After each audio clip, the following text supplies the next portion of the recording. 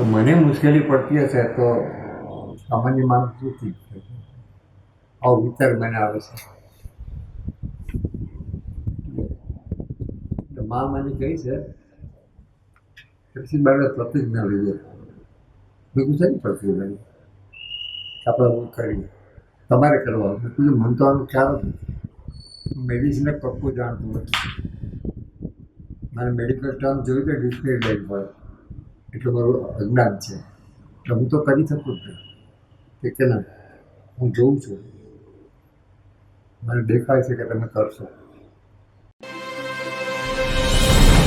Shri KP Sanghvi hospital એનો જે પાયો નખાયો, એનો જે વિચાર પાયો પછી નખાયો હશે, પણ એ કદાચ વિચાર આવ્યો હશે કે ભાઈ આવું કંઈક કરવું છે આપણે, તો આપ આના શરૂઆતથી આની સાથે જોડાયેલો છો. એ ક્યારે આવેલો અને કોને આવેલો? 1985માં જી મારે એક મેજર ઓપરેશન મારું હતું.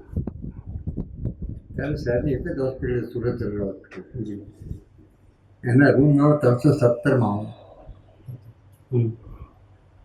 ત્યારે ભારતી મહી એટલે જેને હું મારું જીવન ગાત્રી કહું છું, જી એ મારો આવતા વારે ઘડીએ. અચ્છા. અને મને પૂછતા કરે કે ભાઈ શું વિચાર કરો સુતા સુતા? તમે ટીચર હતા ને ત્યારે સ્કૂલ બનાવી. મેં કહ્યું સ્કૂલ તો રાણી રાણ બનાવશે, સ્કૂલમાં શું બનાવશે? છોકરાઓને ફી ઉઘરાવો, ટીચર્સને પગાર આપો, એટલી કરવાનું છે નહીં. પણ મને સુતા સુતા ખ્યાલ આવે છે કે ડૉક્ટર આવશે આ ઇન્જેક્શન મંગાવો, આ જોઈશે તે જોઈશે. It's very difficult. તો મને મુશ્કેલી પડતી હશે તો સામાન્ય માણસ શું થઈ શકે? આવો વિચાર મને આવે છે. તો મા મને કહી છે પછી બાળક પ્રતિજ્ઞા લીધે મેં કીધું છે પ્રતિજ્ઞા આપણે હું કરીએ તમારે કરવાનું. મેં કીધું મને તો આનો ખ્યાલ જ નથી. મેડિસિનને પક્કું જાણતું નથી. મારે મેડિકલ ટર્મ જોયું તો ડિક્શનરી લાઈન પડે એટલું મારું અજ્ઞાન છે. એટલે હું તો કરી શકું જ નહીં કે ના હું જોઉં છું, મને દેખાય છે કે તમે કરશો. કામ તમારે કરવાનું, પૈસા ભેગા કરવા હું મદદ કરીશ. ધીસ ઇઝ હાઉ એક તબીબી સેવા સંસ્થાનો એક કન્સેપ્ટ ત્યારે જન્મ્યો. એટલે હોસ્પિટલના બિછાનેથી આ વિચાર સ્ફૂર્યો એવું કહી શકાય. હા. અને ભારતી મૈયા એટલે જે આપણી અંબિકા નિકેતન જે પાર્લે પોઈન્ટનું મંદિર છે, જે પતિ સુરત ગાળા. જી પછી એને કહું કરતી આપણે બહુ કરીએ કરીએ. મેં તારી ઈચ્છા થશે બાકી મારી હશે જ નથી. તમે એ કયો વર્ષ હશે સર? એ વર્ષ કયું હશે? 1985 અને 86માં અમે ટ્રસ્ટની રચના કરી.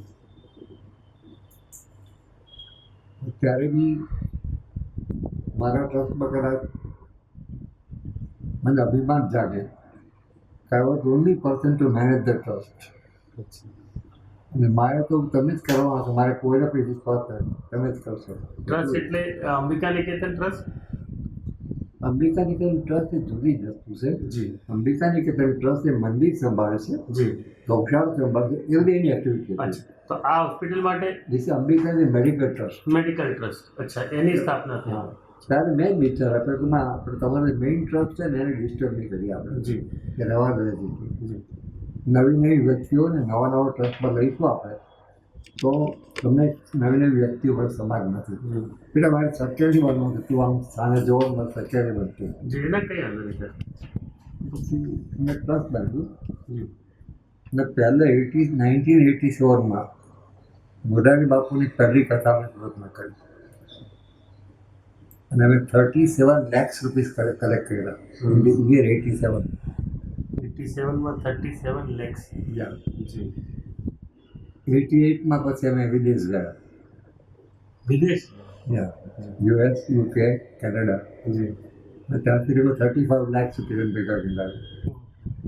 So we had collected at least 70 lakhs of rupees, G round about 88. જી એટલે અમેરિકાની કે મેડિકલ ટ્રસ્ટ આર્થિક રીતે આગળ પગભર થયું. પણ એ સમયે બહુ મોટી રકમ કહેવાય.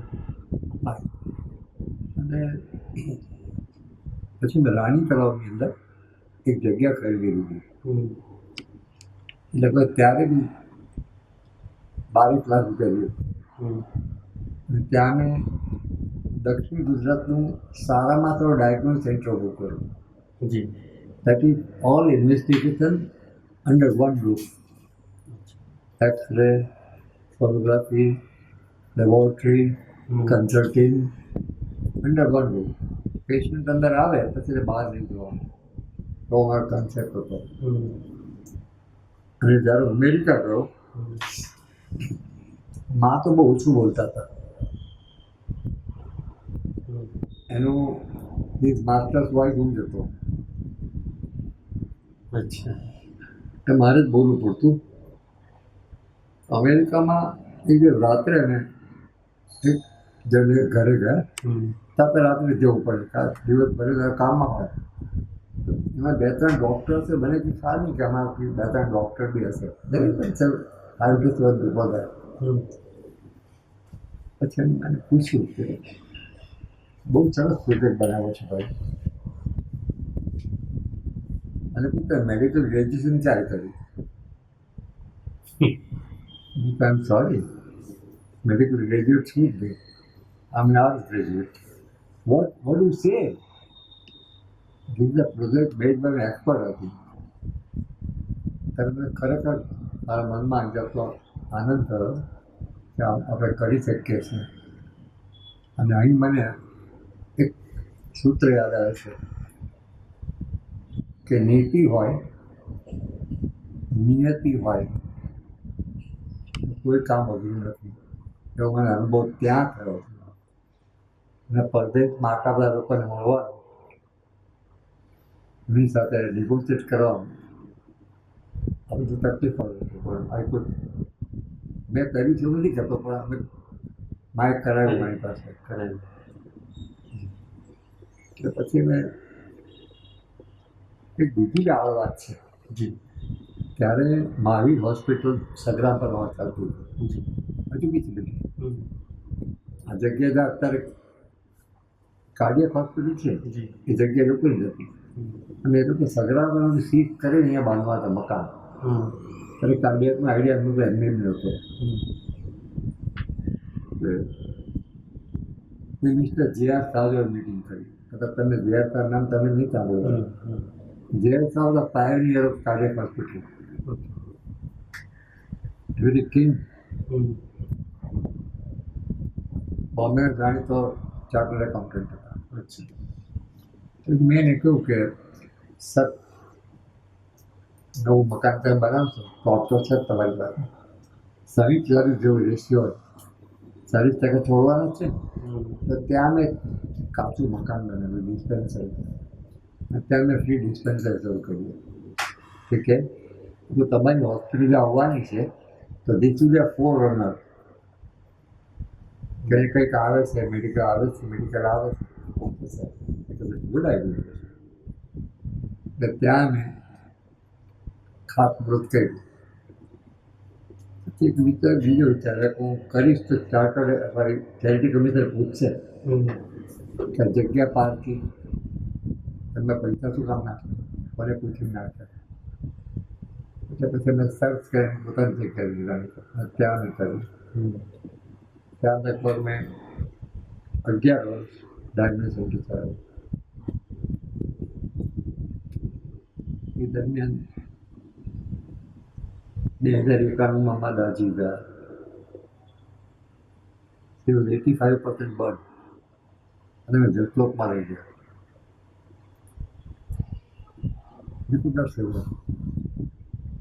તો ત્યારે મારા ટ્રસ્ટી મિત્રો જેમ વાત કરી રસ્તે આપણે ડેડ બોડીને આવતા મંદોર વગર ચા પીવા ઊભા રહ્યા. મેં કહું મહેન્દ્રભાઈ, આપણે આટલા બધા શક્તિશાળી લોકો છીએ, માને કંઈ કરી શક્યા નહીં આને માટે, તો એ લોકો શું કરશે યાર? ચાલો આપણે સંકલ્પ લઈએ કે શહેરને એક સારી હોસ્પિટલ આપી. કયો સમય હતો સર? કયા વર્ષમાં? હા, બહુ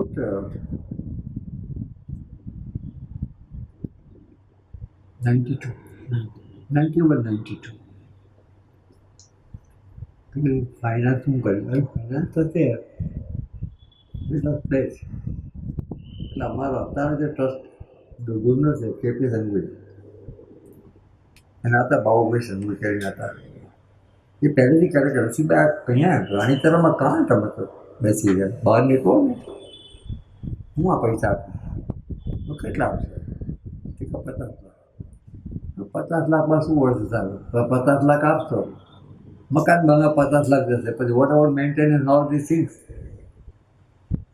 તો એ મજા આવે કે કરવા પહેલાં કરોડ રૂપિયા બાબુભાઈ સંઘવી એમને આપ્યા. ત્યારથી અમે કેપી સંઘવી ડાયગ્નોસ સેન્ટર બનાવ્યું ત્યાં. આ નામ છે સર કેપી સંઘવી, એ શું છે આખું નામ? એનું ફેમિલી નામ છે બાબુભાઈ સંઘવી, એના દીકરા અને એમાંથી અમે આ કર્યું. અને પછી અહીંયા પ્રતિજ્ઞા લીધી કે આપણું શહેરને જગ્યા નહીં મળે. અહીંયા ધોબી વાળો હતો અહીંયા આ જગ્યા ઉપર, અને આ જગ્યા અમે ખરીદી દીધી અને અહીં અમે હોસ્પિટલ શરૂ કરી. અને એનું ઇનોગ્રેશન કર્યું 2000, 23 નવેમ્બર 2000.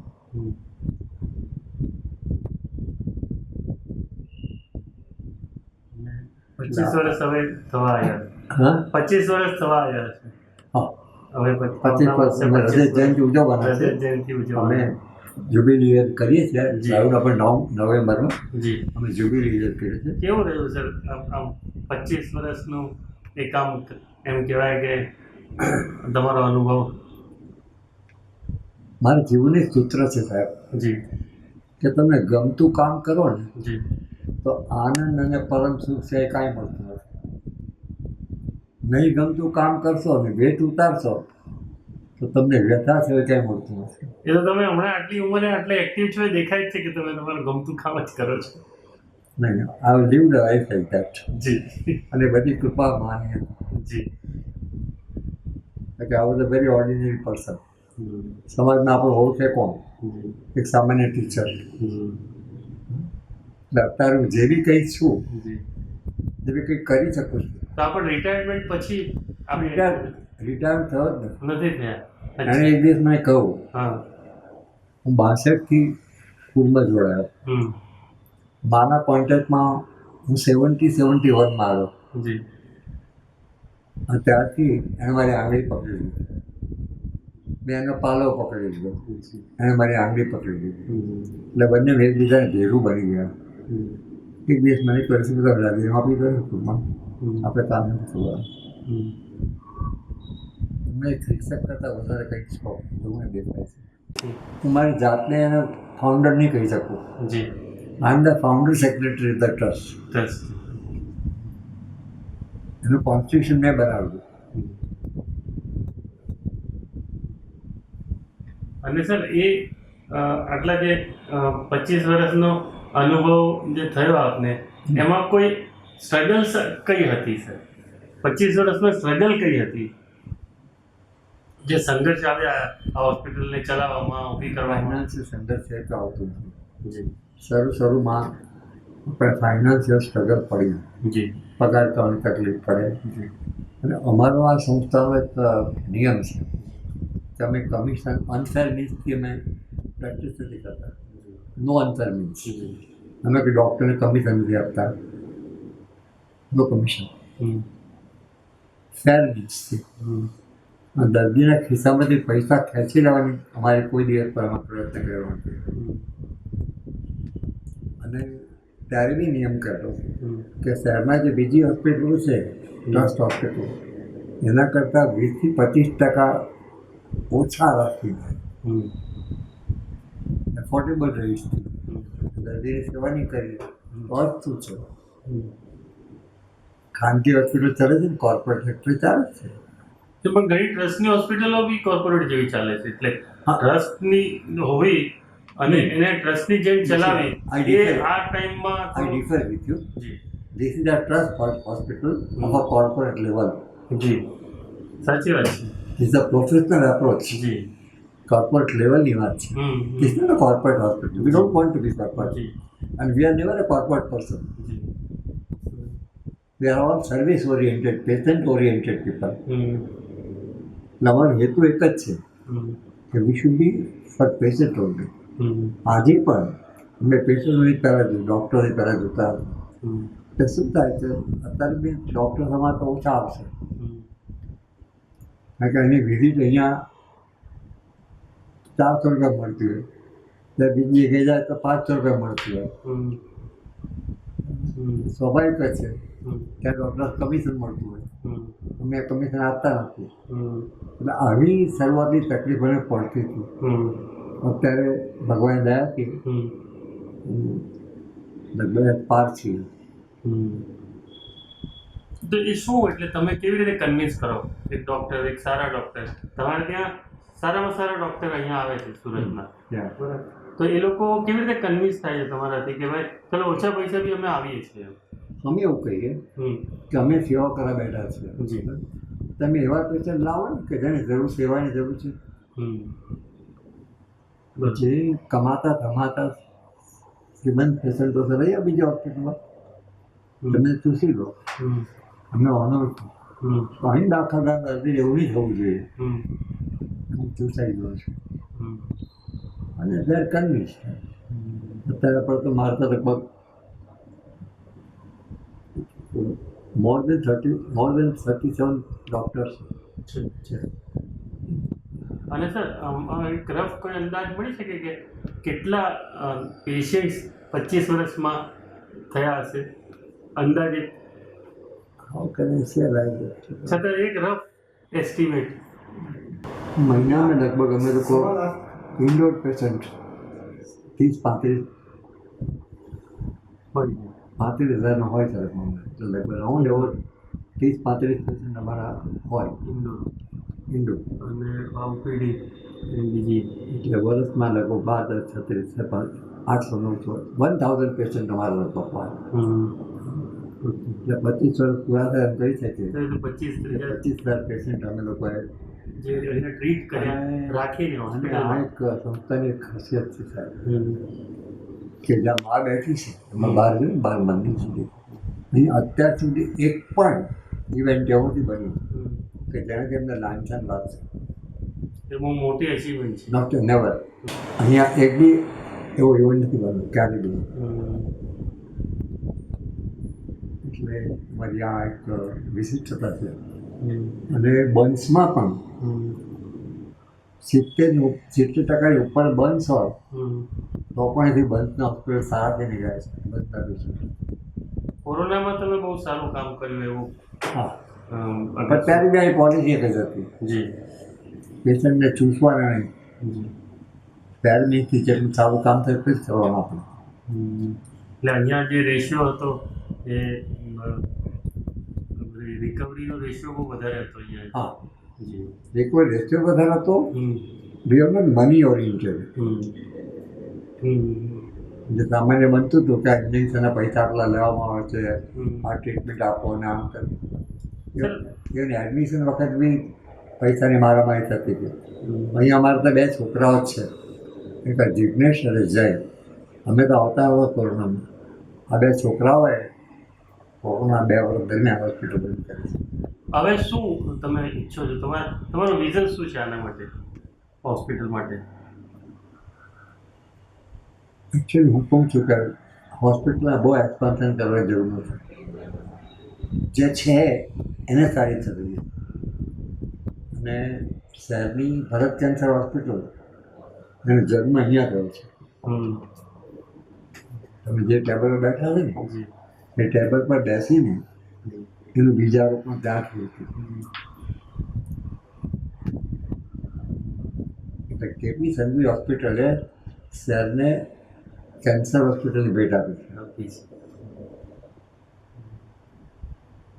સર તમે એક શિક્ષક રહ્યા છો, પછી મેડિકલ પ્રોફેશનલ થયા કે મેડિકલ એન્ટરપ્રિનર એમ કહેવાય તો બી કહી શકું કે ભાઈ ઉદ્યોગ સાહસિક જેવા કે જે એકદમ સોશિયલ એન્ટરપ્રિનરશિપ એક શબ્દ આવ્યો છે હમણાં કે ભાઈ સામાજિક ઉદ્યોગ સાહસિકતા.